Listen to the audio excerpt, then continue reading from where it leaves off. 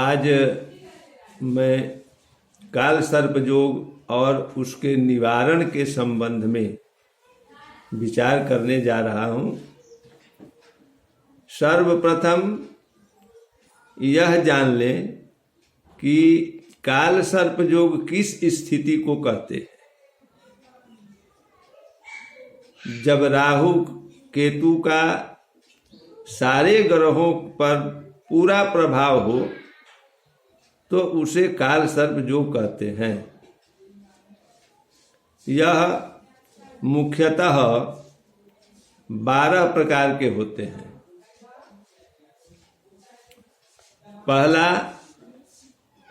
अनंत नामक काल सर्प योग, दूसरा गुलिक नामक काल सर्प योग, तीसरा वासुकी नामक काल सर्प योग, चौथा शंखपाल नामक काल सर्प योग,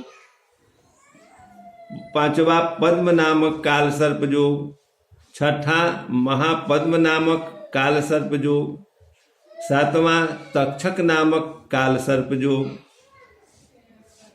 आठवां कर्कोटक नामक काल सर्प योग, नौवां शंखचूर्ण नामक काल सर्प योग, 10वां घातक नामक काल सर्प योग, 11वां विषधर नामक काल सर्प योग और 12वां शेष नाग नामक काल सर्प योग।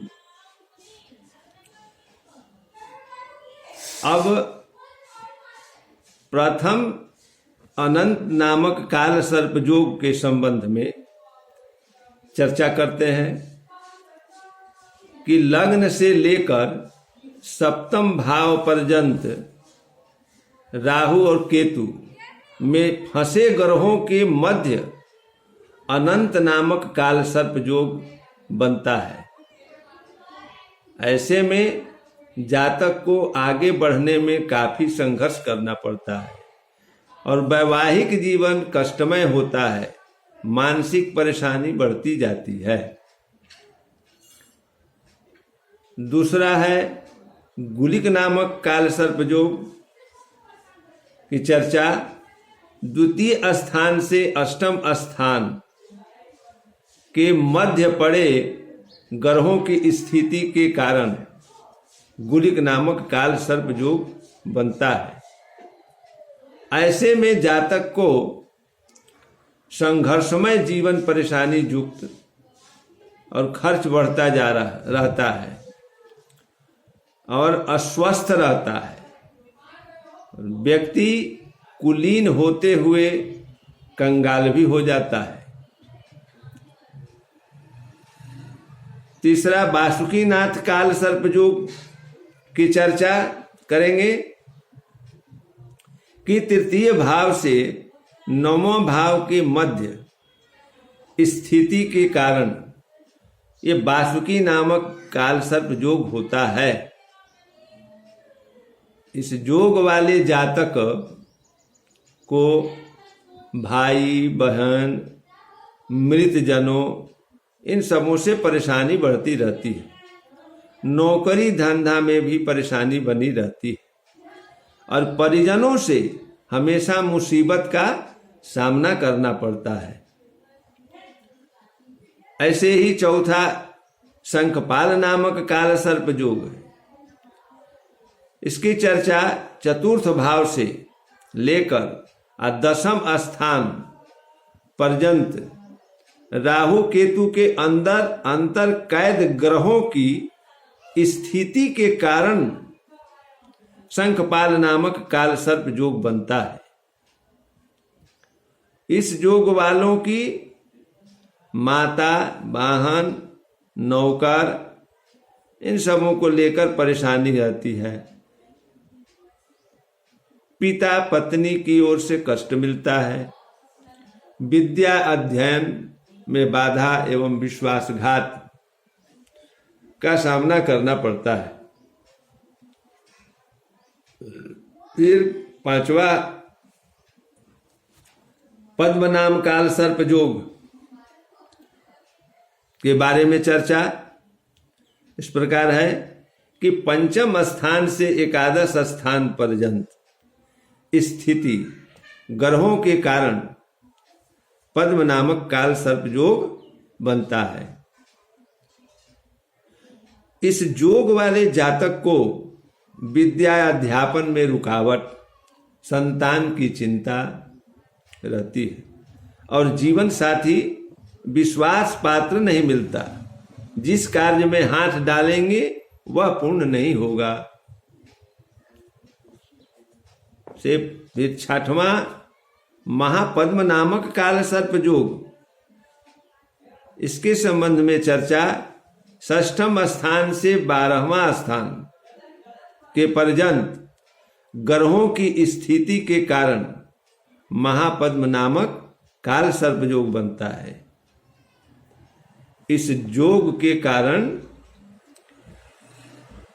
जातक का चरित्र हास्यास्पद रहता है, बाधाएं बहुत होती हैं और निराश की भावना बनी रहती है। जीवन कष्टमय होता है और निरंतर संघर्ष बना रहता है। इसी तरह 7वां तक्षक नामक काल सर्प योग सप्तम स्थान से लग्न प्रथम भाव तक राहु केतु के बीच फंसे ग्रहों के कारण तक्षक नाम काल सर्प योग बनता है। ऐसे व्यक्ति को वैवाहिक जीवन तनावपूर्ण रहता है। जीवन साथी से बिछोह प्रेम प्रसंग में असफलता होती है और बने कार्यों में रुकावट आती है। भागीदारी एवं मित्रों से धोखा हो सकता है।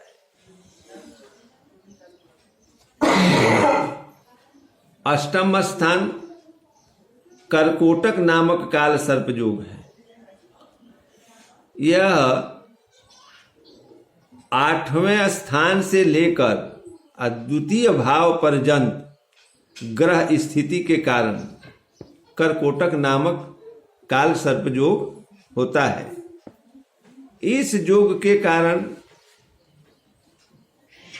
जातक की अल्पायु होती है। स्वास्थ्य चिंताजनक रहता है। प्रयत्न करने पर भी असफलता बनी रहती है। परिवार में अपजस, समाज में सम्मान नहीं मिल पाता। से ही 9वां शंखचूर्ण नामक काल सर्प योग की चर्चा इस प्रकार है कि 9वां स्थान से तृतीय स्थान के पर्यंत ग्रह स्थिति के कारण यह शंखचूर्ण नामक काल सर्प योग बनता है। इसके कारण जातक को भाग्योदय में परेशानी होती है और मित्रों से शत्रुता, राजयुक्त और नौकरी में भय बना रहता है। रिश्ते नातेदारों से संबंध खराब होता है। जीवन कष्टमय होता है। 10वां है घातक नामक काल सर्प योग। इसकी चर्चा 10वां स्थान से चतुर्थ स्थान पर्यंत ग्रसित ग्रहों के कारण ये घातक नामक काल सर्प योग होता है। इस योग के कारण भागीदारों में मनमुटाव, सरकारी अधिकारियों से तनाव और परिवार में विग्रह, चिंताजनक और निरंतर व्यवहारिक एवं गृहस्थ जीवन कष्टमय होगा।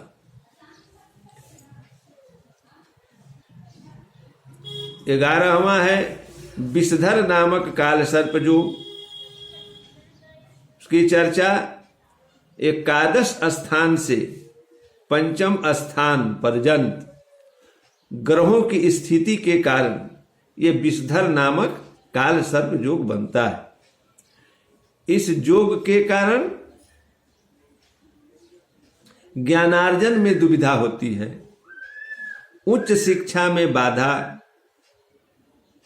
चाचा नाना नानी, इन सब से पूर्ण लाभ नहीं होता। स्थान सुखी नहीं होगा, जीवन संतान विहीन होगा। एकादश 11वां है विषधर नामक काल सर्प योग, जो एकादश स्थान से पंचम स्थान पर्यंत ग्रहों की स्थिति के कारण होता है। विषधर नामक काल सर्प योग बनता है। इस योग के कारण जन्म स्थान नहीं, इस योग के कारण ज्ञानार्जन में दुविधा होती है, उच्च शिक्षा में बाधा आती है, पूर्ण लाभ सुख नहीं होगा और जीवन संतान विहीन होगा। 12वां है शेष नाग नामक काल सर्प योग।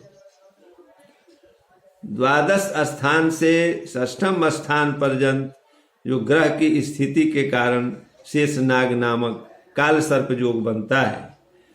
इस योग के कारण जन्म स्थान देश से दूरी, हमेशा संघर्षशील स्थिति, नेत्र पीड़ा, ऐसे जातक गुप्त रोग, शत्रुता इत्यादि बहुत होती है।